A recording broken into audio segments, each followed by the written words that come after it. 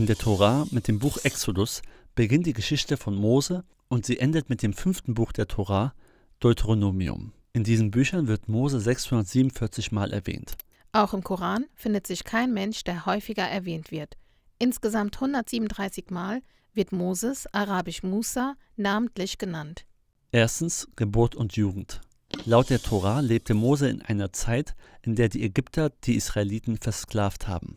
In beiden Büchern finden wir beschrieben, wie der Pharao die Söhne der Israeliten tötet. Wenn eine Frau ein Kind hat, wenn er Junge, dann tötet er. Die Frauen bleiben, ja? Das ist Pharaon. Daraufhin hat die Mutter von Mose ihren Sohn versteckt. In einem Kasten wurde er in das Wasser gelegt. Im Koran wird einmal Maria, die Mutter Jesu, als die Schwester Aarons bezeichnet. Moses Schwester schaut nach dem Kästchen und sie ist dabei, als Moses gerettet wird. In beiden Büchern wiederum gibt die Tochter des Pharaos den Sohn zurück an seine Mutter, damit sie ihn stillt.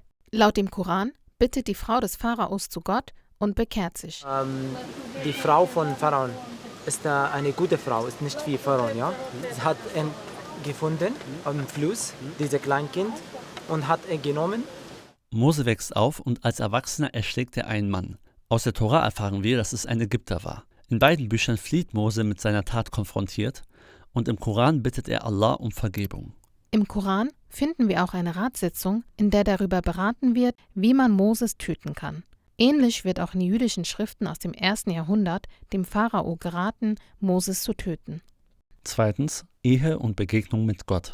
Seine Frau findet Moses in beiden Büchern am Brunnen. Doch laut Koran darf Moses erst eine der beiden Töchter heiraten, wenn er 8 oder vielleicht 10 Jahre unter ihrem Vater gedient hat. Sehr ähnlich ist die Geschichte von Jakob, als er für Laban 7 Jahre arbeiten musste und dafür mit Labans Tochter Rahel verheiratet werden sollte. In beiden Büchern trifft Mose auf einen brennenden Busch. Mose soll seine Schuhe ausziehen, denn er befindet sich auf heiligem Boden. In der Bibel offenbart sich Gott als Ich werde sein, der ich sein werde. Und der Gott Abrahams, der Gott Isaaks und der Gott Jakobs. Im Koran lautet die Offenbarung Allah, der Herr der Menschen aller Welt oder Allah, neben dem kein Gott existiert. Drittens, der Pharao. In der Tora finden wir die zeitliche Einordnung der Mose-Geschichte. Der alte Pharao verstirbt und Gott sieht das Leid seines Volkes unter dem neuen Pharao. In der Tora und im Koran wird Mose zum Pharao gesandt. Die 2 Zeichen, den Stab, der zur Schlange wird, und die aussätzige Hand, finden wir sowohl im Koran als auch in der Bibel. Dasselbe gilt für die Beschwerde von Mose.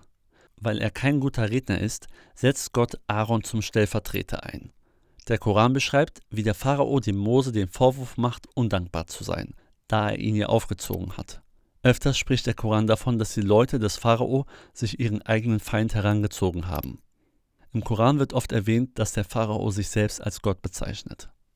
Als Mose vor dem Pharao steht, wirft er ihm seinen Stab hin und daraus wird eine echte Schlange. Im Koran finden wir an vielen Stellen die Reaktionen auf diese Wunder. Er wird ausgelacht und ihm wird vorgeworfen, dass Moses Zauberei betreibt, lügt und besessen ist. In beiden Büchern lesen wir nun von einem Wettbewerb der Zauberer mit Mose vor dem Pharao. Doch nur im Koran bekehren sich die Zauberer, wofür sie vom Pharao die Hände und die Füße abgehackt bekommen. Im Koran betet Mose dann zum Schaden des Pharaos, dass das Herz des Pharaos hart wird und dass sein Geld verschwindet. Und sein Gebet wird erhört. Von einer Verhärtung des Herzens des Pharaos erzählt auch die Bibel. Viertens, Plagen und Auszug. In der Tora werden daraufhin die einzelnen Plagen detailliert beschrieben. Insgesamt sind es 10 Plagen. Im Koran werden sie stark zusammengefasst dargestellt und es wird von 9 Zeichen gesprochen. Nur in der Tora genannt wird die Einsetzung des Passafests, das Blut für die Türrahmen und die anschließende Tötung der Erstgeborenen der Ägypter, sowie das Fest der ungesäuerten Brote. In beiden Büchern steht beschrieben, wie das Volk beim Auszug aus Ägypten Angst hatte, von dem Pharao erschlagen zu werden. Die Wolken- und Feuersäule wird im Koran wahrscheinlich angedeutet als Wolken, die Schatten werfen. Das Volk wurde durch das Meer gerettet, aber die Leute des Pharaos sind dort gestorben. Das Meer ist vor mir und der Feind ist hinter mir. Also keine Chance mehr. Dann durch Gottes Hilfe hat er dann geschafft, das Meer zu spalten. Die sind halt durchgekommen und sein Volk oder seine Anhänger konnten gerettet werden. Im Koran finden wir den Hinweis, dass allein der Pharao gerettet wurde und dass der Pharao im Jenseits bestraft wird. Nach dem Durchzug durch das Meer berichtet die Tora von einem Lobgesang Moses mit Miriam und anderen Frauen, in der Gottes Größe und Macht beschrieben wird. Nach dem Auszug aus Ägypten erzählt nur die Tora ausführlich, was das Volk der Israeliten in den 40 Jahren in der Wüste erlebt hat. Hingegen finden wir nur im Koran die Geschichte von Mose und einem Wesen namens Al-Khadr. Der hat sich dann mit Moses getroffen. Dann sind die halt rumgelaufen, dann haben die eine Mauer gesehen.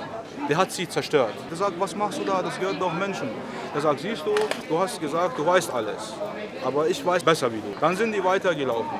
Dann hat er ein Kind gesehen, hat diesen Säugling getötet. Er sagt, was zum Himmels Namen hast du da gemacht? Das ist doch eine Sünde. Da hat ihm gesagt, siehst du, ich weiß Dinge, die du nicht weißt. Am Ende, warum hast du das gesagt?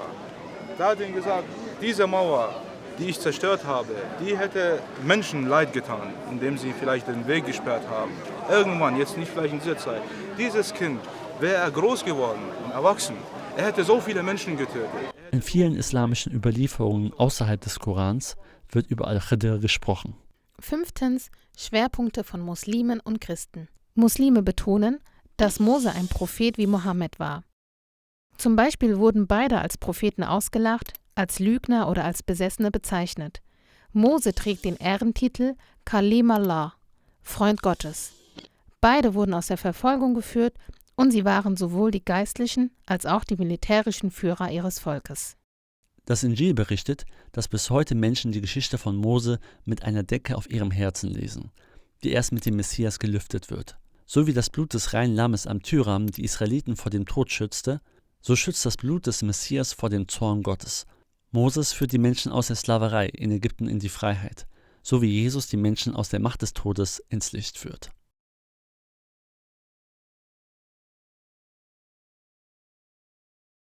Wenn du weitere Videos nicht verpassen möchtest, dann kannst du uns hier abonnieren.